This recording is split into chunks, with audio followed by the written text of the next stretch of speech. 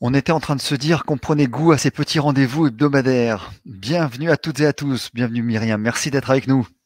Il y a Euh, Bienvenue à tous. On est content de vous retrouver encore pour une nouvelle découverte, une nouvelle aventure avec le yoga, et avec une précision bien particulière sur le yoga et le cancer du sein. Donc c'est aussi étonnant que ça puisse paraître, c'est tout à fait compatible et Myriam va tout nous expliquer ce soir. Petit détail technique, pour ceux qui ne connaissent pas le modèle, c'est un webinaire qui travaille sur Google Chrome, hein, comme ça vous avez une bonne efficacité. Et plutôt être en connexion filaire qu'en connexion Wi-Fi pour ne pas avoir d'interruption, sachant que la bande passante est extrêmement sollicitée par ce confinement. Voilà. Je donne la parole à Bernard qui va présenter notre gentille Myriam de ce soir. Oui, bonsoir à toutes et à tous. Merci d'être présents encore pour ce webinaire sur le yoga et cancer du sein. Donc, on accueille effectivement ce soir Myriam Bakouri, qui est kiné, qui après une orientation vers la prise en charge de la femme et de l'enfant, l'ont amené à se spécialiser en cancérologie du sein. Donc, après 5 ans d'expérience en libéral et en lien avec les centres de cancéro parisiens, elle a créé et fondé donc un réseau et une association qui s'appelle Rosa Move. On vous donnera les coordonnées tout à l'heure. Maintenant, donc, elle allie son activité physique adaptée via le yoga et cancer du sein. Donc, voilà. Myriam, c'est à toi. On va te laisser la parole.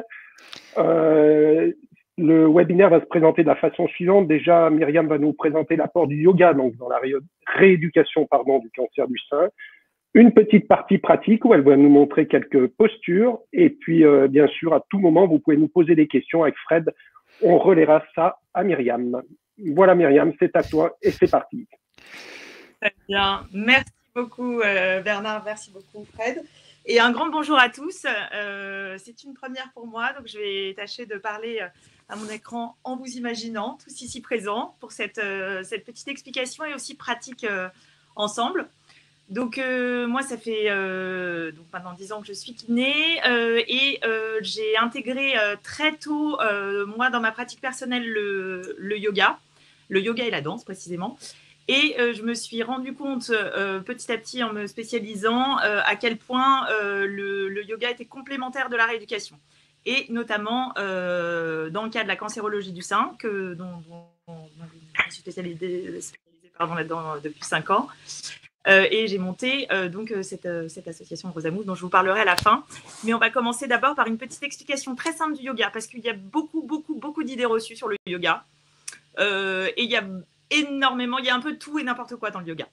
Dans ce grand terme qui veut dire en sanskrit finalement simplement l'union entre le corps et l'esprit.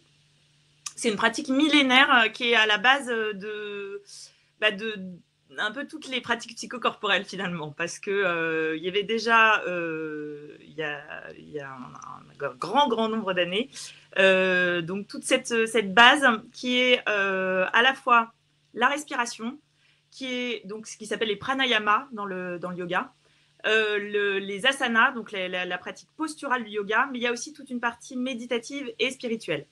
Nous, on a importé un yoga très du coup occidentalisé, qui n'est pas vraiment le yoga au sens large du terme dont on parle forcément en Inde. Donc, et il y a énormément de courants et de types différents de yoga. Donc, vous entendrez par exemple parler du vinyasa, de l'ashtanga, du yoga iyengar, du yoga bikram, avec des spécificités pour chaque branche de yoga, mais avec toute cette base fondamentale qui est ce qu'on appelle le hatha yoga, qui est finalement un ensemble de postures, d'asana, qui ont chacune des bases vraiment très importantes, qui sont l'ancrage, l'alignement et la respiration qu'on vient en plus caler vraiment sur les asanas. Donc nous, on va faire plutôt la partie, je vous passe la partie vraiment méditative, qui est un sujet très intéressant aussi, et qui fait partie, bien sûr, des cours. On peut intégrer toujours un petit temps de relaxation sur la fin. Mais moi, je vais vous parler surtout du yoga, donc la respiration, le pranayama et le yoga postural. Qui donc finalement est très complet, parce que dans l'ensemble des postures de yoga qu'on peut voir, on peut retrouver une sollicitation de l'ensemble des muscles. On a finalement la partie renforcement musculaire, la partie assouplissement, et la partie activation du système cardio-respiratoire. Donc finalement, rien qu'avec le yoga de façon générale, les asanas, on a déjà les recommandations de la pratique de l'activité physique. Je vais parler plus précisément du coup dans le cas du cancer du sein, puisque c'est vraiment ma spécialisation en tant que kiné. Pour vous dire que finalement, le yoga rentre complètement dans les recommandations. Et je rappelle que les recommandations de l'activité physique pour les patients atteints de cancer, c'est dès le début des traitements, voire même, si possible, avant la chirurgie, pour faire une préparation vraiment à la chirurgie avec des respirations. Donc ça peut être des exercices très simples de yoga, de pranayama, où on va préparer le patient avant l'intervention. Après, vous avez vraiment un enchaînement en post-chir, et après, même pendant la chirurgie, pendant la radiothérapie et au décours, donc pendant les traitements et au décours, ça fait partie des recommandations. Donc il n'y a pas, à part les contre-indications particulières que je vais vous citer juste après, mais le yoga est totalement ça rentre dans l'activité physique, et c'est de l'activité physique adaptée à condition qu'il soit dispensé par soit des professeurs d'activité physique adaptée qui ont donc une certification à un DU cancer et sport, soit des kinésithérapeutes, où il faut de toute façon que la personne connaisse le sujet de l'oncologie, bien sûr, parce que c'est quand même bien à part, mais le yoga n'est pas du tout contre-indiqué, voire même est indiqué dès le début des traitements et pendant tout le cours.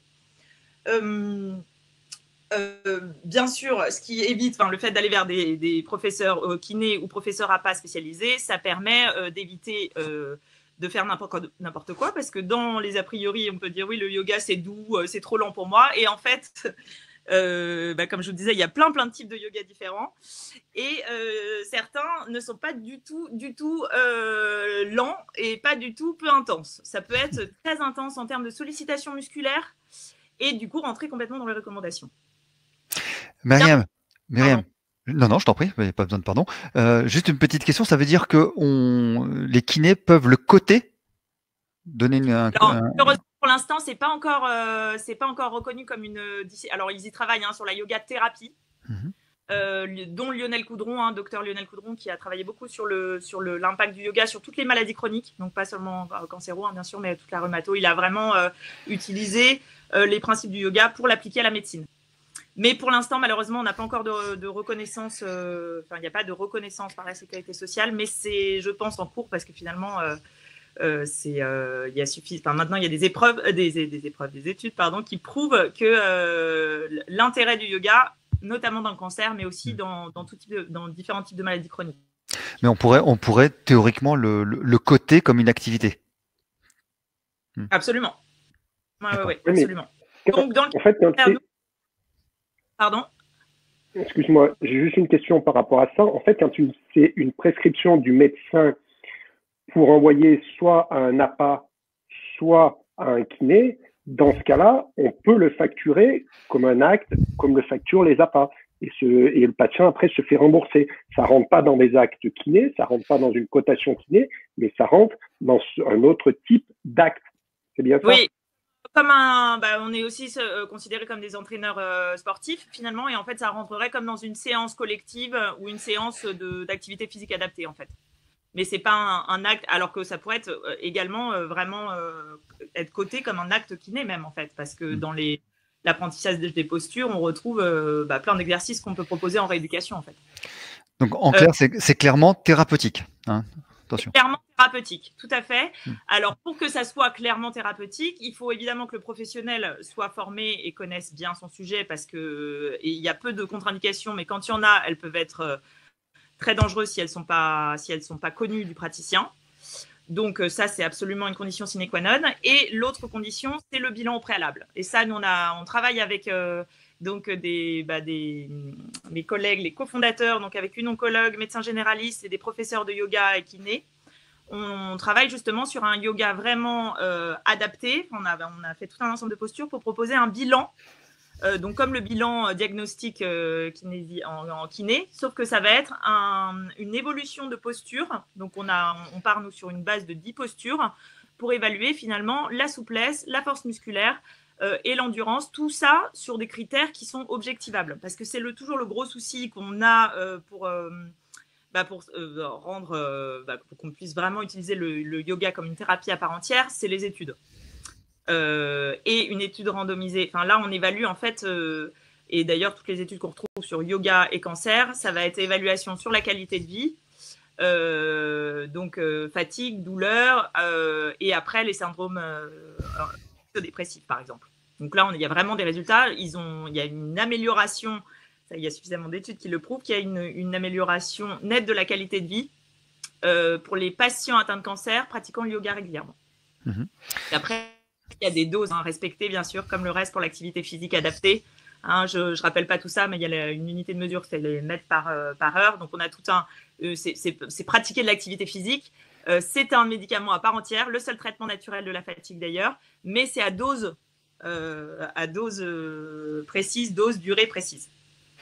On a des petites précisions de nos amis. Bien, merci de toujours d'être très actif sur le chat.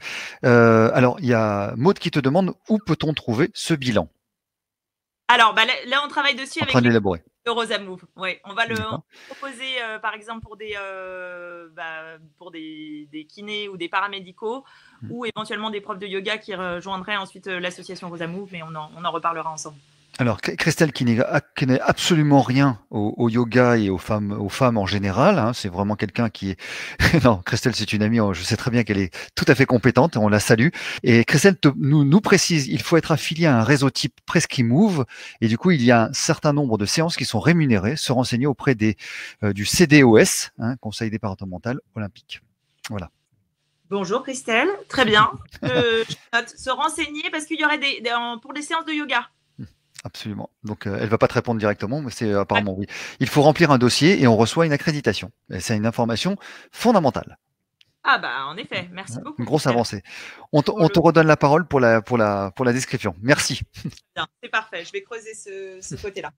Donc, ce bilan, alors voilà, comme je vous disais, ce qui est important, c'est vraiment d'avoir une évaluation des patientes avant l'entrée dans les cours collectifs et de respecter, c'est pas des cours collectifs à 20 personnes.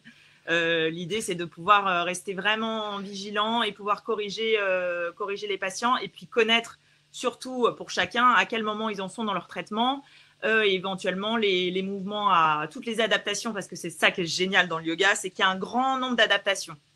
Donc, on a les postures qu'on voit beaucoup dans les magazines. Alors, c'est un peu le mauvais côté, malheureusement, du fait que ça soit connu, que ça se soit largement répandu, c'est qu'on prône un yoga performance, ce qui est exactement l'opposé de ce qu'est le yoga réellement. Le yoga, ça va être vraiment d'adapter à ses capacités et à prendre conscience de son corps et être capable d'intérioriser les choses et de faire les choses en conscience et surtout s'adapter à chaque fois à l'état dans lequel vous êtes le jour où vous pratiquez.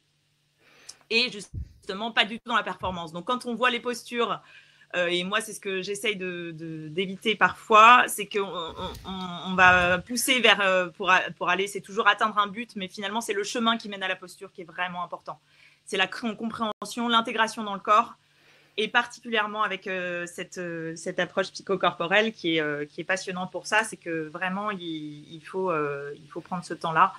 Et c'est aux professeurs de connaître suffisamment les personnes qui sont en séance pour pouvoir vraiment proposer des variantes et pas avoir absolument la jambe tendue alors que ça serait beaucoup mieux pour le placement du dos de la fléchir légèrement. Voilà, enfin, il y a tout plein d'adaptations qui sont vraiment bien. Alors, on revient sur le cancer du sein.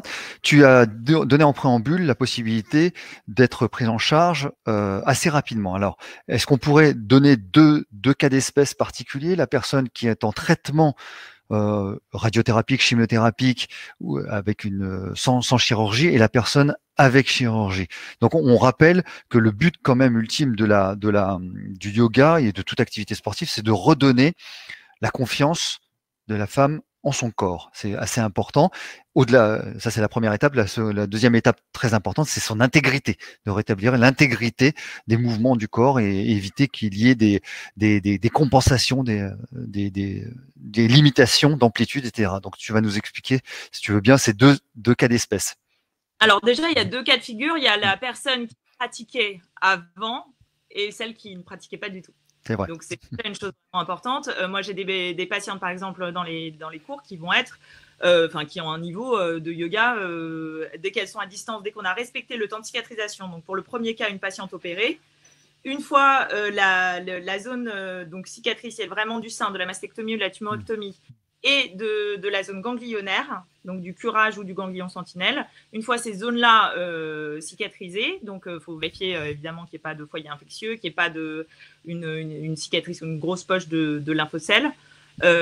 Sans ça, très rapidement, en fait, elle va pouvoir rapidement et c'est même conseillé parce que déjà dans la rééducation, en fait, on leur propose petit à petit de bouger les bras pour pouvoir regagner de la souplesse au niveau du creux axillaire et retrouver les amplitudes d'élévation, d'adduction de l'épaule. Donc déjà dans des exercices, des postures assez simples, une patiente, même qui vient juste de se faire opérer, à partir du moment qui a juste récupéré de quelques jours de son opération, à partir du moment où on ne va pas tirer sur des amplitudes au niveau des bras, des épaules, elle peut déjà faire un grand nombre de choses, dont la respiration, qui va lui faire énormément de bien. Parce qu'on a cette attitude post-op que pour les kinés qui sont en ligne et puis beaucoup d'autres, vous connaissez bien, ça va être un enroulement de l'épaule, une protection, c'est l'attitude de protection du membre supérieur où la personne va cacher la zone et se replier vers l'avant. Donc simplement là-dessus, sur des postures très très simples de yoga, ça va être de replacer l'épaule correctement, de retrouver cet alignement, l'abaissement de l'omoplate et une posture correcte. Et petit à petit, on va pouvoir travailler en plus des postures avec l'élévation des bras. Donc finalement, dès le début, pour une patiente qui a été opérée, elle va pouvoir faire plein de choses. Mais par contre, pour ce qui est toutes les postures où ça va venir étirer les zones cicatricielles, là, on respectera les temps de cicatrisation, tout simplement. Mais comme pour les kinés, pour la rééduque. Ensuite, oui, pardon. Non, il y a Anne-Sophie qui demande, le lymphocèle est-elle une contre-indication pour commencer le yoga? Non. Mais c'est une très bonne question, mais c'est pas une contre-indication. Au contraire, en fait, le fait de faire travailler sur des postures simples, par exemple en position allongée, les jambes pliées pour avoir les talons proches des fessiers et travailler ne serait-ce que les amplitudes respiratoires, ça va permettre justement de déverrouiller toute cette zone thoracique qui va être tendance à être complètement bloquée, verrouillée et entraîner encore plus cette position sur l'avant. Donc, ne serait-ce que cette prise de conscience qui est vraiment très, très importante de placement. Donc, ça peut être des postures très simples. On peut choisir la posture donc, de la montagne, qui est une posture debout. Bon, je vais commencer là-dessus peut-être. Ça vous va que je fasse en direct comme ça je vous... Oh, et comment, oui. Et comment? Oui, alors en fait, sur du tout simple, une patiente qui vient d'être opérée, ne serait-ce que la posture de la montagne. Donc, la posture de la montagne, c'est tout simplement la posture de base qui est une posture debout. Je vais placer mes deux jambes parallèles, largeur de bassin. Je me recule un petit peu. Vous m'entendez bien? Oui. Voilà, tout simplement ici. Et c'est déjà une posture qui va être active. Pourquoi? On va imaginer deux petits triangles à partir de la base du premier méta et du cinquième méta. Et le triangle vers les talons, dans la base du calca. Donc, vous avez deux zones triangulaires qui vont être vos polygones de sustentation en position debout, tout simplement. Donc, déjà, cet ancrage-là, c'est l'ancrage, ça fait partie des bases du yoga. Il y a l'ancrage, l'alignement, la respiration, entre autres. Et dans l'ancrage, ça va être déjà faire prendre conscience à la personne qui a été opérée en position debout. Est-ce qu'il n'y a pas déjà cette tendance? Et il y a très souvent tendance à un transfert du poids du corps. Donc, déjà en position debout, simple, ne serait-ce demander d'activer ses quadriceps, d'ancrer ses pieds dans le sol. Donc, on imagine souvent des racines qui poussent sous les pieds ou en tout cas que la personne puisse imaginer la forme des empreintes des pieds dans le sol et trouver ces deux triangles de polygones de sustentation. Plus la contraction des cuisses, cette légère ouverture qui va basculer, donc faire basculer le coccyx mais sans verrouiller dans le bassin ici. Simplement cette activation cuisses, fessiers, abdomen, périnée, allongement de la colonne vertébrale, placement des épaules. Cette position simple qui est la posture de la montagne en yoga, en gardant le regard tout droit devant. Déjà, elle est active. Je ne suis pas là dans une posture relâchée. Souvent, on leur dit, on commence le bilan debout, elles vont être ici. Bon, j'en rajoute un peu. Et simplement d'activer, hop, on va avoir ce placement des omoplates, cet alignement de la colonne et une posture active. Et là, on pourra demander simplement un transfert du poids du corps sur un pied pour partir dans les postures d'équilibre, donc à savoir une posture de l'arbre par exemple. Donc on va faire un transfert une fois que la personne est équilibrée sur les deux pieds, la colonne étirée, les épaules basses, etc. On va pouvoir faire un transfert du poids du corps sur la jambe droite, amener les orteils du pied gauche à côté de la cheville droite. On s'assure de l'alignement du bassin, alignement des épaules. On peut amener les mains éventuellement au niveau de la poitrine ici pour aller ouvrir et on va chercher une posture de l'arbre ici en ouverture. Donc premier stade ici, ça peut être pour une patiente qui vient d'être opérée, on peut aller chercher juste déjà ici, à condition de ne pas pousser les mains l'une contre l'autre et d'enrouler là. Là, on n'est pas du tout, on est sollicitant pour le bas du corps, mais il n'y a aucune contre-indication pour le reste finalement. Et on a déjà un travail de l'équilibre, un travail de la respiration et un engagement profond des muscles de la posture qui demande déjà un gros travail. C'est pour ça qu'on me dit, bon, c'est trop lent, trop mou. En fait, ça peut être très, très intense. Tu parles de contre-indications, Myriam, mais tu ne nous les as pas données. Donc, quelles sont il y a Maud qui nous le rappelle gentiment, les contre-indications générales. C'est très important, en effet. Finalement, il y en a très peu. Donc, je vous disais, là, pour des mouvements des bras, là, c'est vraiment la cicatrisation qui va être importante. Sinon, ça va être des cas particuliers de fréquence de BPCO sévère, de gros soucis cardio-respiratoires, vraiment avec grosse fatigue, fréquence respiratoire inférieure à 30. On a le souci de métastase qui ne serait pas stabilisé. Donc, avec un risque de fracture, évidemment, si c'est des métastases osseuses. Être vigilant aussi avec les métastases cérébrales, qu'il n'y ait pas de risque, par exemple, d'épilepsie ou de choses qui déclencheraient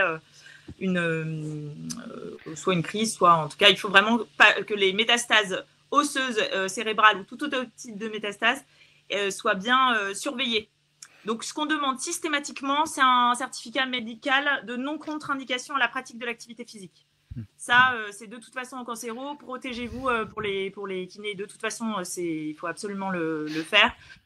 Il faut qu'il y ait un suivi suffisamment régulier parce que, en effet, dans le cas de patientes métastatiques, il peut y avoir ce risque-là. Mais c'est tout. C'est BPCO, donc ou après la fatigue énorme. Enfin, vraiment, quand il y a un amaigrissement terrible, on fait un reconditionnement qui va être très, très progressif.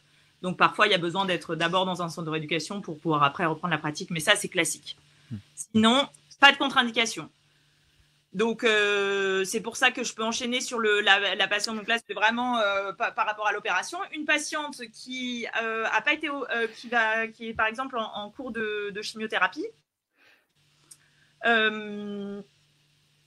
condition, donc même, parce qu'il y a pas mal d'appréhension, forcément, ça va être les idées reçues.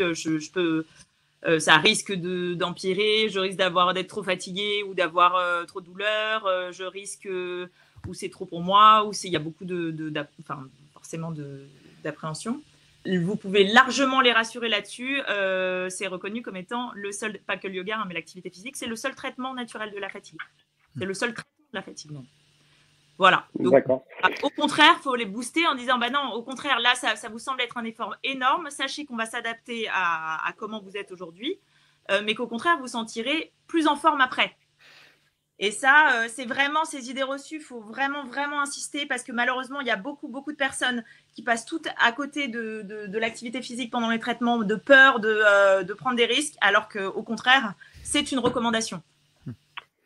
Donc, si je comprends bien, pour résumer un petit peu ce que tu viens déjà de nous dire, le yoga s'adapte à toutes les patientes, que ce soit des débutantes ou des professionnels, à toutes les phases du cancer du sein, opératoire, post-pré, etc. En fait, il faut simplement l'adapter en fonction du bilan qu'on aura fait et de la patiente.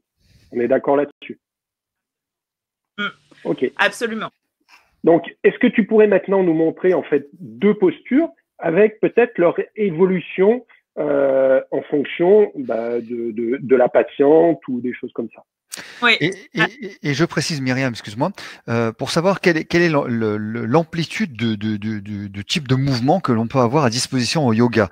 Là, tu nous montres 2, 3 postures ou 4 postures, on verra en fonction du temps, mais de combien de postures on peut disposer et dans le temps, et on y reviendra, de combien de séances combien de séances on pourrait faire? C'est infini. D'accord, comme ça c'est réglé. C'est vrai. C'est ça qui est génial dans cette activité. C'est que vous pouvez adapter 1000 fois. Ça peut correspondre à tout type de personnes et ça peut être vraiment du très doux au très intense. Voilà. Alors après, sur les bases, et moi, ce que je conseille aux personnes qui n'ont jamais fait de yoga, ça va être d'en essayer vraiment plusieurs styles parce que c'est non seulement style de yoga dépendant, mais c'est aussi professeur dépendant. Moi, je veux dire, j'ai par exemple beaucoup d'influence de la danse dans mes cours ou d'autres choses que j'ai faites à côté. Nous, sur les profs là, de l'équipe, on a selon un peu voilà, nos parcours à chacun, on y ajoute des choses, d'autres styles de mouvement, mais ça reste du yoga parce qu'on est sur les bases posturales du yoga, mais on y ajoute nos connaissances comme pour n'importe quelle autre pratique. Après, par exemple, sur la posture que je commençais à vous expliquer, qui est la posture de l'arbre, on va avoir la version simple où vous avez le pied là vraiment au niveau du tibia. Déjà, sur une version comme ça, la première chose, ça va être de comprendre quelles sont les contractions. Déjà, il va y avoir tout de suite, là, les personnes ont tendance à se mettre sur l'articulation au lieu de bien contracter leurs fessiers. Le bassin va perdre son alignement. Donc déjà, ne serait-ce que de maintenir la jambe bien contractée et l'équilibre en appui unipodal, ça peut être déjà énorme. Il faut que tu recules un tout petit peu pour qu'on voit. Un petit peu plus compliqué, on va avoir le pied ici. Donc là, même chose, il va falloir pouvoir garder l'ouverture sans venir, parce que c'est ça qui est très intéressant dans le yoga, ça va être prendre conscience du moment où, vu que je veux monter bien haut ici, je vais amener en plus ma torsion ici. Pour pouvoir amener plus d'ouverture dans ma hanche, je vais partir comme ça sur le côté. Donc simplement prendre cette conscience de garder de l'ouverture au niveau des hanches, mais en gardant votre alignement. Ensuite, soit la version les mains ici, et après vous avez toutes les versions avec beaucoup plus de travail de l'équilibre, où vous allez être soit avec les mains sur les côtés ici, une fois qu'on est bien stabilisé dans sa posture. Donc, vous avez les mains ici, vous avez les mains là, et vous avez après, en plus, le regard vers le ciel. Déjà, là, vous avez 3 niveaux qui sont très, très différents. Vous enlevez la vue, forcément, et alors après, on travaille donc progressif. Là, ce qu'on va juste respecter, c'est les amplitudes des bras. Pour la posture de la chaise, qui est une posture qui peut aller complètement dans la foulée là, qui est très bien parce que c'est une posture qui est très sollicitante au niveau des quadriceps. Et c'est d'ailleurs une posture souvent qu'on utilise en test dans les évals activités physiques. Tout le monde connaît la posture de la chaise. Il y a la posture de la chaise qui est vraiment contre un mur, qu'on ne fait pas ici. Nous, dans la posture de la chaise en yoga, on va avoir légèrement le bassin qui part vers l'arrière, le coccyx qui va se diriger en diagonale vers le bas, le sommet du crâne ici en diagonale vers le haut. Donc déjà, là, on a le poids des organes. Donc, avec une simple respiration, déjà une sollicitation du transverse. Transverse oblique, on va venir vider, rentrer le ventre. Donc là, vous avez plusieurs versions. Vous avez la version avec les bras ici sur les côtés. Vous avez la version où vous pouvez en plus venir ouvrir légèrement. Et la version finale où on va avoir vraiment l'élévation ici dans les bras. Trouver ce prolongement. Et en même temps, engagement de la sangle abdominale, des fessiers, du dos, des omoplates. Donc celles-ci, elles peuvent être très sollicitantes. Quand on a été opéré, par exemple, en reconstruction, chir par la technique du grand dorsal. Vous imaginez là la cicatrice du grand dorsal, ici le lambeau.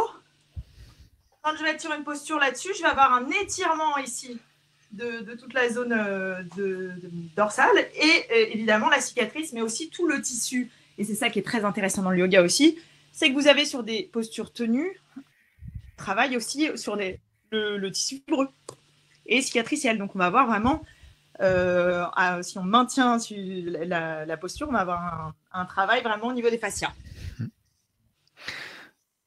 Donc, là, c'est évident de parler en même temps. Ouais. Donc, ne serait-ce que sur cette posture-là, de leur faire maintenir ici, et après, on peut aller chercher, tout simplement, après, en rajoutant un tout petit peu de mouvement. Donc, moi, je leur fais des petites variantes pour qu'en plus, elles aient le travail, parce que là, il y a souvent une grosse perte de force musculaire dans toute la zone stabilisateur des omoplates, rhomboïdes. Donc, ne serait-ce que cette prise de conscience du placement. Déjà, vous vous penchez légèrement en avant, qu'est-ce qui se passe? Si vous laissez aller vos bras comme ça, vous êtes là. Donc déjà, rien que ce placement-là, la correction de l'hyperlordose en engageant transverse, et on est déjà sur une posture qui va être très active. Celles qui sont très intéressantes, parce que ça sont vraiment les postures qui vont être un peu les bases pour après, par exemple, travailler sur la salutation au soleil, qui est un enchaînement qui va faire en plus travailler le cardiovasculaire. Moi, celle qui m'intéresse beaucoup et que j'utilise beaucoup dans la foulée de la rééducation, ça va être toutes celles qui vont donner de l'ouverture à toute la zone du buste, des épaules, qui vont étirer. Souvent, on a des grosses rétractions au niveau des pectoraux, forcément, qui ont été bien titillés avec les opérations. Et du coup, vraiment, toutes les postures vont donner de l'ouverture à la zone du thorax et venir étirer la toupie antérieure. Elle les soulage énormément. Et ça peut se faire tout simplement sur des postures allongées, là, comme des postures de relaxation, finalement. Vous êtes sur un traversin. Alors, je vais me mettre comme ça. Je ne sais pas si on va bien me voir ou pas. Ça devrait être bon, oui. C'est ce qu'on appelle les bolsters, là. Il n'y a pas besoin de beaucoup d'équipement. C'est ça, un autre des gros avantages du yoga, c'est que vous avez votre tapis, à la limite un coussin. Mais sinon, déjà, avec votre tapis et votre cingle, vous pouvez faire 1000 choses. Donc ça, ces bolsters-là, ça va être pour poser les fesses. Je vais caler mes fesses juste ici. Je relâche mon dos le long du coussin. Et vous voyez, j'ai simplement, en posture d'ouverture ici, tout un étirement ici de la zone de tout le plan antérieur, avec les paumes de main dirigées vers le ciel, l'étirement dans la colonne vertébrale. Et ça, sur une posture de relaxation, plus une posture douce, on va avoir un étirement des intercostaux, de toute la zone thoracique et du coup, un travail profond au niveau des fascias. Donc, on a vraiment plein de types. C'est très difficile de vous... Non, mais c'est un résumé, bien sûr. On a bien conscience que c'est... On a bien conscience qu'on te demande de juste un petit aperçu de l'immensité. C'était juste de donner la possibilité de voir quel était le processus évolutif dans le yoga. On passe d'une personne qui a très peu d'activité et avec laquelle tu pourras faire des exercices très simples juste de posture debout jusqu'à des exercices très élaborés avec beaucoup d'engagement articulaire et musculaire. Donc c'est ça qui nous intéresse. Est-ce que sans t'essouffler, est-ce que tu peux nous montrer un exercice, une posture très éloignée, c'est-à-dire très performante, quelque chose qui vers laquelle la personne voudra tendre et elle sera à un niveau assez correct de yoga. Absolument. Alors ça, c'est tout à fait. Alors une posture qui peut être très sollicitante, ça va être des postures de la planche, par exemple, pour certains. Des planches, tu sais, comme ça. Sauf que vu qu'il y a énormément, alors pour les hommes, certains, ça leur paraît tout facile, mais souvent, nous, c'est quand même un petit peu plus difficile, le travail des triceps. Une planche correcte et la descente, en fait, quand on fait dans la salutation au soleil, on va partir de la position de la planche ici. Et en fait, je vais venir, une fois que j'ai bien trouvé l'alignement bras-épaules, déjà, là, quand on a été opéré, tu vois, tu as énormément d'appréhension. Bien sûr.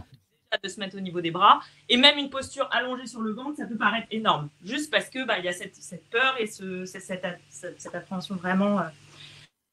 Mais une posture ici, on va tenir la planche et on va légèrement venir fléchir les bras, mais au lieu de les fléchir ici et d'être très sollicitant pour les pectoraux, qui va encore augmenter les contractures alors que c'est déjà un souci, on va venir maintenir la planche, mais fléchir légèrement les coudes, par exemple ici, les épaules basses, on garde l'alignement dans la colonne. Là, tu descends un tout petit peu plus bas et tu vas maintenir ici. Jusqu'à passer ensuite, après on a les positions chien tête en haut ici. On va être vraiment sur une ouverture de tout l'avant. Mais je peux te dire que la planche fléchit au niveau des coudes. Après, tu as plein de postures. Tu as les postures sur la tête, tu as toutes les postures d'équilibre ici où tu vas venir chercher en fait ton équilibre en fixant un point au sol et décoller tes deux pieds, rester carrément en crabe. Il y a plein de variantes. Là où il faut être très vigilant, c'est être progressif. Vraiment, parce que une prof de yoga, vous êtes en traitement, qui va vous demander de faire une posture sur la tête. Ouais, non, mais je dis ça parce que je l'ai vraiment entendu. Tu parlais... Posture très sollicitante. On attend de récupérer correctement toute sa musculature avant d'aller sur des postures en inversion. Voilà. Tu parles de progressivité. Comment, Bernard? Oui, tu parles de progressivité. Il y a Kathleen qui nous demande, par rapport à la fréquence, c'est une histoire de répétition ou de temps de maintien? Ça, c'est sa première question. Et la deuxième, c'est au début, qu'est-ce que tu conseilles? Est-ce que tu conseilles d'augmenter les répétitions ou est-ce que tu conseilles d'augmenter le temps de tenue de la position? Je dirais les deux, en fait. Moi, c'est vraiment en progression. Les postures pour avoir vraiment un effet sur les fascias et le tissu profond, de toute façon, c'est des postures que tu tiens sur plusieurs minutes parce que tu leur fais en plus travailler la respiration. Donc la durée est importante pour être sur un plan plus fibreux et pas être juste sur l'étirement musculaire, mais d'aller vraiment sur la zone fascia. Et après, moi, je sais que j'aime bien répéter. Je vais avoir comme des cycles. Sur plusieurs séances, par exemple, on va reprendre une posture, le temps que les personnes la ressentent bien, parce qu'il faut vraiment un temps important pour réintégrer complètement la posture dans le corps. Donc, moi, je vais la faire alors répéter d'une séance sur l'autre. Après, sur la même séance, j'aime bien quand même varier, ça soit pas trop ennuyeux. Donc, ça va être plutôt des tenues sur la même séance. Par contre, je vais répéter la posture sur plusieurs semaines. Myriam, j'ai une petite question spécifique qui rejoint certainement celle de Marie. Très souvent, quand une femme a été opérée, notamment du ganglion sentinelle ou d'un curage un petit peu plus vaste, il y a très très fréquemment des brides, des grands trajets que l'on trouve, des petites cordes que l'on a, qui sont pas forcément des adhérences cicatricielles, mais à mon sens, et c'est toi la spécialiste, ça ressemble à des trajets lymphatiques ou à des réseaux qui sont assez inflammatoires au départ. Est-ce que et là c'est la question de Marie, de quelle manière est-il possible d'adapter s'il y a des brides lymphatiques, parce que je pense que c'est ça dont elle parle, favoriser l'amplitude sans risquer de les briser. D'abord, est-ce que ça se brise? C'est une question naïve, mais c'est une vraie question, parce que les patientes ont un peu peur. Et s'il y a ces brides, est-ce qu'on peut travailler dessus? Alors, je rappelle en préambule que nous sommes kinés pour la plupart, et que le yoga est un accompagnement physique non négligeable, très important, mais que nous avons tout un travail manuel à faire, rééducatif, qu'il ne faut pas oublier. Et c'est là où je te laisse la parole. Absolument. C'est pour ça qu'en général, moi, je commence vraiment au cabinet avec la rééducation, et petit à petit, on va sur des postures de yoga.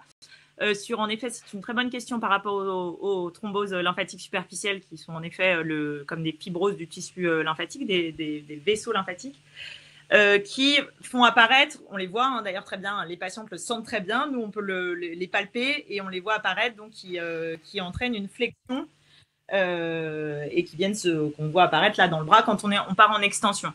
C'est pas bien c'est contre-indiqué de venir les briser en allant dessus et en essayant de les scier. Ça a été fait pendant longtemps, c'est parfois fait d'aller comme ça dessus en transversal. Les casser, quand on disait casser les cordes, c'était comme ça. Hein. Mais pour moi, il y avait le travail des adhérences et des fibroses du tissu conjonctif, ça c'était une chose, mais j'avais jamais entendu parler tu as certainement raison évidemment, hein, mais donc on a cassé les fibres lymphatiques. Alors moi, ça me dépasse. Oui. Les chirurgiens qui le font, qui vont dessus et qui, en fait, ça qui se craque parce que ça finalement, en allant en dessus, ça craque très facilement. Après, c'est très très gênant et ces cordes sont très douloureux pour les patientes et on les voit très souvent, surtout quand il y a eu un curage, enfin encore plus quand il y a eu un curage. Et puis après, il y a des tendances plus ou moins selon les personnes et en fait, elles sont extrêmement douloureuses. Le problème, c'est plus elles sont dans cette position-là, plus les cordes se forment, apparaissent, se densifient, plus c'est douloureux et après, c'est vraiment un cercle vicieux parce qu'elles vont avoir plein d'attitudes de protection qui sont vraiment pas bonnes. Pour ça, la rééducation, le yoga, très très bien, dès le début. Pourquoi? Parce que finalement, c'est l'étirement doux et progressif de ces cordes qui va les faire céder petit à petit. Autant c'est pas bon d'aller fort dessus et du coup de les casser parce que le risque, c'est simplement que ça fasse une collection, comme ça fasse une petite collection de liquide dans l'endroit où on a tout fait casser. Donc c'est contre-productif, si vous voulez. Après, et puis c'est surtout très douloureux d'aller fort dessus. Donc on ne le fait plus. Par contre, d'aller en progression, petit à petit, ça va céder. Donc au début, on demande ne serait-ce que l'extension au niveau des poignets, puis extension au niveau du coude, puis petit à petit, amener en plus l'élévation dans le bras pour aller chercher après, en plus, avec la main pour les étirer carrément. Okay. Alors, donc, pas de contre-indication du tout au yoga. Au contraire, on va commencer sur des postures en ouverture et petit à petit, on va leur faire monter. On va rester ici, plusieurs respirations. Ça va étirer les cordes. On remonte encore un petit peu, plusieurs respirations, ça étire, etc. Alors, effectivement, je t'interromps. quelques secondes, parce que c'est important déjà qu'on fasse la différence entre les brides et les cordes. Très justement, on en parlait, on discutait avec Camille sur le chat sur cela. C'est important de faire la différence. Et effectivement, Marie-Josée nous parle de si l'étirement déclenche des fourmillements dans le bras et les doigts, que faut-il faire? Alors là, on est dans le type de pathologie, enfin de manifestation neurogène, sauf erreur de ma part. Hein, on est sur l'étirement de nos nerfs. Qu'est-ce qu'il faut faire? De la même manière, on a la progressivité. Alors, il y a souvent il y a des troubles, hein, bien sûr, neuro, parce qu'il y a parfois une atteinte lors de la chire axillaire des nerfs, bien sûr, qui viennent irradier le bras. Très franchement, dans les postures simples d'élévation, moi, il y a rarement cette description-là quand il y a un placement correct au niveau des cervicales et des épaules. J'ai eu à moins de personnes qui sont en cours vraiment de chimio et qui ont de toute façon déjà énormément de soit syndrome pied-main, soit de soucis de douleurs neuropathiques ou de gênes vraiment, mais qui seraient plus liés à la chimiotoxicité. Après, à part une mauvaise position rachis, moi après ce que je demande, c'est si jamais il y a une gêne, comme pour tout le reste, hein, on va un petit peu moins loin dans la posture, on va respirer tranquillement et on essaye d'adapter un petit peu le mouvement. Parfois, c'est simplement que l'épaule était un petit peu basculée vers l'avant, qu'il y avait une petite compression ici. Voilà, c'est vraiment adapter la posture, mais il n'y a pas de contre-indication. Alors, une question très très pratique. Je t'interromps Bernard, hein, excuse-moi. Vas-y. Une question très pratique. Comment tu organises tes séances et comment tu prévois, tu programmes la fréquence et combien de temps tu gardes tes patientes, en l'occurrence, même s'il y a un pourcentage d'hommes qui ont un cancer du sein, mais bon. 1%. Malheureusement, d'hommes, on essaye de booster à fond, mais on a encore trop peu d'hommes dans tout type parce qu'il y a d'autres différents types de cancers qu'on prend dans les cours. Moi là, en plus du cabinet, je fais que 2 cours à côté, donc j'ai pas le temps d'en faire du tout autant que je voudrais. Donc en général, ce que je fais pour les patientes en pratico-pratique, ça va être déjà les sensibiliser lors des séances de rééducation. On prend un petit temps déjà d'explication des bases du yoga, comme ça elles ont un petit peu intégré tout ça. Après, on ajoute le bilan. Et en général, ce qu'elles font, c'est 1 à 2 cours de yoga dans la semaine, en plus de leur rééducation. Et après, petit à petit, alors je suis à 2 séances de rééduc, après je passe à une de rééduc, une de yoga, et petit à petit, on va vers le yoga à 2 cours par semaine.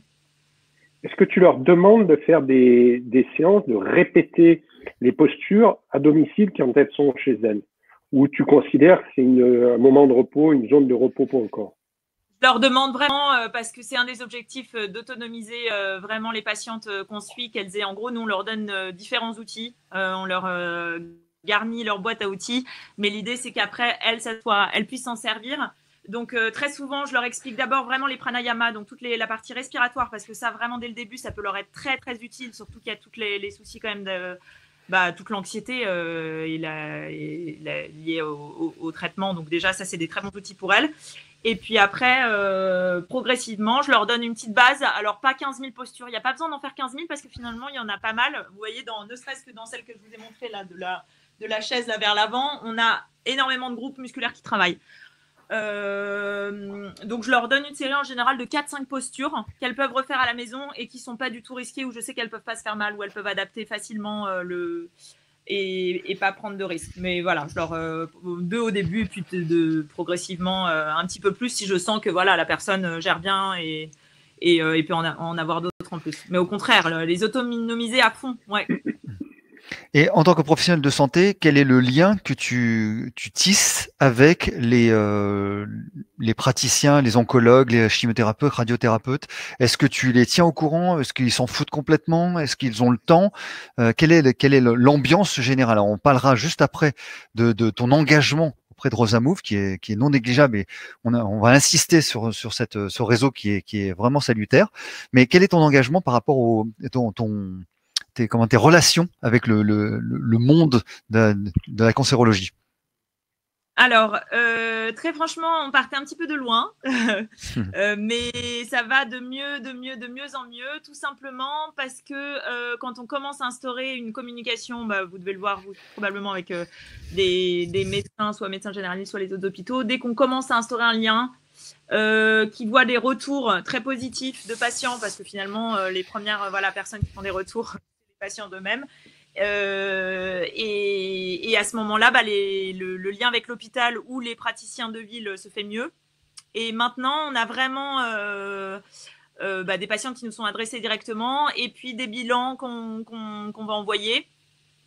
Pour la partie bilan activité physique, par exemple, là, on a mis en place avec Rosa Move à l'Institut Curie. Donc, on est en train, en fait, on se bataille pour pouvoir intégrer le yoga au sein de l'hôpital, le yoga et la méditation au sein de l'hôpital. Donc, avec l'association Rosa Move, dont je suis la présidente, mais que j'ai cofondée avec Karine Bierbloch, qui est oncologue, et Dorothée Bergal, qui est ostéopathe. Et du coup, un réseau de 40 praticiens dans le domaine de la prise en charge psycho-émotionnelle, nutritionnelle et activité physique rééducation.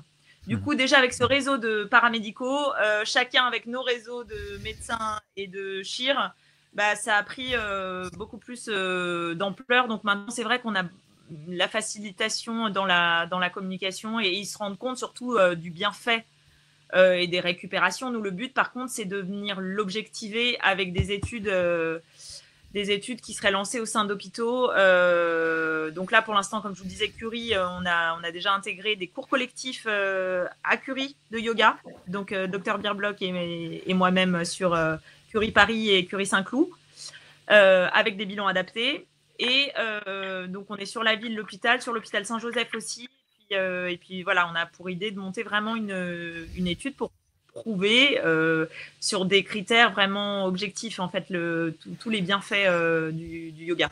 Mais pas seulement sur l'amélioration de la qualité de vie, mais aussi clairement sur d'où l'importance des postures bien particulières, c'est de pouvoir mesurer l'évolution de l'amélioration des amplitudes articulaires, de la force musculaire et de l'endurance. Mais c'est comme ça que, en fait, ça fonctionne, le système médical. C'est des études randomisées. Donc bien sûr.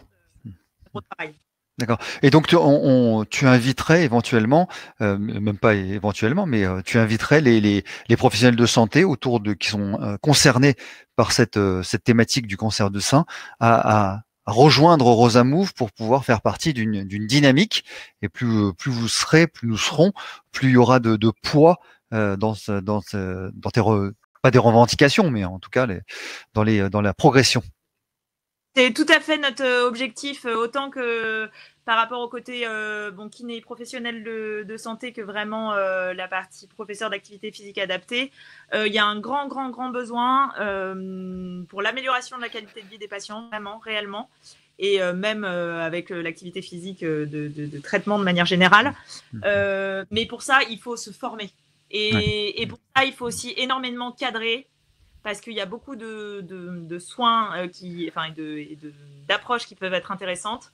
Mais il y a vraiment besoin de ce cadre-là. Donc nous, ce qu'on veut vraiment, ce sur quoi on travaille avec Rosa Move, c'est d'amener ce cadre médico-paramédical pour pouvoir faire en sorte que ces approches complémentaires puissent être des alliés en complément du traitement médico-chirurgical dès le début, en parallèle, et montrer bien de tous les bienfaits que ça fait. Mais il faut des connaissances pour ça, et ça, on se bat pour ça, au contraire. On va prendre les deux dernières questions parce que effectivement, c'est tellement passionnant qu'on a envie de continuer. Moi, juste les deux dernières petites questions, si tu le veux bien. Isabelle te pose la question s'il y a un début de gros bras. Est-ce qu'il y aura un exercice particulier que tu pourrais conseiller en quelques mots et peut-être en une posture? Et je reviens juste sur Rosa Move. Est-ce que c'est uniquement une unité parisienne et région parisienne, ou c'est sur la France entière? Alors, pour l'instant, Rosa Move, c'est Paris, région parisienne. On est sur Meudon et Paris, dans plusieurs arrondissements. Mais on aimerait bien petit à petit s'étendre à éventuellement d'autres zones, à condition de la formation de chacun et du réseau. Et voilà. Et ensuite, pour l'autre question, attends, redis-moi, pardon. Le gros bras. Ah, le gros bras, pardon. Alors, le gros bras, en effet, c'est une grande question où il y avait aussi plein d'idées reçues sur attention, surtout pas porter, surtout pas faire ci, surtout pas faire ça avec le gros bras, ne pas bouger, etc. En fait, bon, on sait très bien aujourd'hui qu'au contraire, l'activité physique, à condition que ça soit des mouvements, de travailler plutôt sur des mouvements excentriques et non pas des répétitions de poids de charge comme de l'haltérophilie où on voudrait faire la complète, c'est pas ça serait contre-indiqué pour le gros bras. Mais par contre, des mouvements doux de yoga avec une contention. Moi, ce que je conseille, c'est de mettre à ce moment-là les manchons contention classe 2. Et quand elles commencent tout juste à avoir qu'elles ont un lymphœdème justement débutant, le fait de prendre très rapidement et de faire très rapidement le manchon, ça permet d'éviter que ça devienne un plus gros bras. Bon, sachant qu'on en a quand même beaucoup moins avec les techniques de ganglion sentinelle, mais que quand même faut être vigilant. Et moi, ce que je fais, c'est qu'en général, voilà, je prends les mesures. Je les envoie vers des spécialistes, des pharmaciens spécialistes pour prendre les mesures et avoir un manchon de contention. Et dans ces cas-là, elles peuvent tranquillement pratiquer sans souci. Mais ça, c'est vraiment patient dépendant. Il y en a qui se sentent moins bien avec leur manchon. Et même si ça enfle un tout petit peu, elles préfèrent ne pas le mettre. Mais j'ai jamais vu une aggravation. Et j'ai jamais entendu qu'avec le yoga, il peut y avoir, si on respecte vraiment l'intensité, de grosses aggravations. Sans problème. Alors, tu es aussi… Pardon, vas-y. Ah, ça coupe. Je disais un mot pour résumer, la contention pour être vigilant et pouvoir pratiquer le yoga tranquillement. Si elles ont leur manchon de contention qui est adapté, il n'y a pas de souci. Alors, pour répondre à la question de Marie et de Marie et quelqu'un d'autre qui posait la question, où peut-on se former à la kiné cancer du sein et yoga cancer du sein? Justement. Justement, c'est ce qu'on est en train d'essayer de mettre en place. Nous, je sais qu'on a vraiment cette volonté-là avec Rosa Move, entre autres, de pouvoir apporter ces bases de formation. Moi, je vais pouvoir commencer à dispenser la formation kiné cancer du sein. Et j'aimerais mettre en place éventuellement une formation vraiment yoga et cancer. Aujourd'hui, il y a la formation de Lionel Coudron qui existe, qui est de la yoga thérapie, mais vraiment plus générale. À ma connaissance, yoga et cancer, je sais qu'il y a Pilates et cancer que Jocelyne Roland avait mis en place. Pour l'instant, on y travaille. Activement. Super, merci beaucoup pour cette approche. C'est difficile de résumer, mais tu nous as donné vraiment clairement une large vision de la chose et c'est très très bien. Oui, et la question qui se pose aussi, c'est quelle est la différence potentielle en 2 mots entre le pilate et le yoga concernant le cancer du sein. J'imagine qu'on t'a posé 1000 fois la question. Alors, le pilate, c'est une infime partie du yoga. Voilà ma réponse. Tu vas te faire des ennemis, toi. En fait, c'est une technique millénaire qui englobait tout ça. En fait, c'est pas du tout. Moi, j'ai fait une formation de pilate aussi et j'aime beaucoup. Dans le pilate, on va être vraiment plus centré sur le renforcement profond. Donc, prise de conscience, périnée, alignement. Alors, il y a les grands principes du yoga. La respiration est un petit peu différente. Et on va être plus sur un renforcement. Dans le yoga, on a la partie étirement, renfort et respiration. Ça réagit. Complémentaire. Ouais, bien sûr, ça réagit dans le chat. Ça réagit, oui, je dois me faire charrier. Mais c'est pas du tout. Moi, je trouve que tout ça sont des outils très intéressants. Et pour des patientes, par exemple, qui vont vouloir être beaucoup sur du renforcement et souvent, il y a justement beaucoup d'idées reçues. Et puis, l'idée, c'est aussi dans l'activité physique d'y trouver une partie de plaisir. Donc, et on a chacun nos idées reçues sur plein de choses. Donc, moi, l'idée, c'est de tester et de ne pas aller faire son yoga comme étant une contrainte de plus parmi plein d'autres contraintes. Pour moi, c'est vraiment trouver son truc, vraiment. Mais juste le yoga, dans le sens large du terme, c'est pas une pratique millénaire pour rien. Ça a inspiré beaucoup d'autres pratiques. Bernard? Oui, moi j'écoute. Je connais très peu le yoga, mais vraiment ton intervention, Myriam, m'a presque donné envie de me former aussi.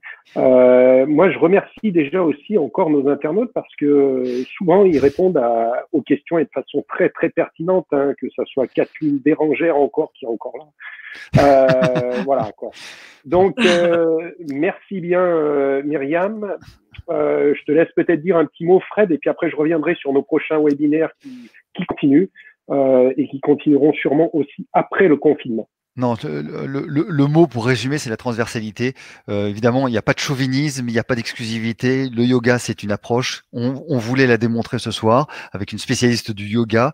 Bien sûr, il y a le pilate. Bien sûr, on pourra avoir une foultitude de choses. Les kinés travaillent avec les ostéos avec les APA avec les médecins, etc. Donc, nous, ce qu'on prône, c'est la transversalité, le fait qu'il y ait la découverte de nouvelles techniques pour ceux qui ne la connaissaient pas. Donc voilà, et ce en quoi on te remercie Myriam pour cette démonstration qui a été très active et très dynamique. C'est très agréable pour ça.